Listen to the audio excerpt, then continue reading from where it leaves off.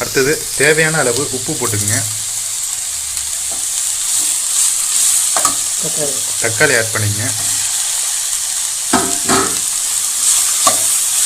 இப்போ ஒன்றா போட்டு நம்ம மிக்ஸ் பண்ண வேண்டியதான்.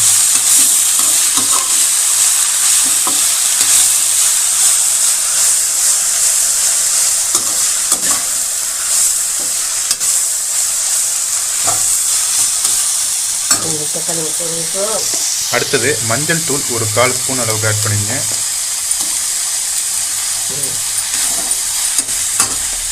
இப்போ நல்லா மிக்ஸ் பண்ணிங்க. அடுத்தது வேக வைக்கிறதுக்கு நம்ம தண்ணி எடுத்து ஊற்றிடலாம். தண்ணி காய்கறி வேகிற அளவுக்கு ஊற்றினா போதும். ஓகே.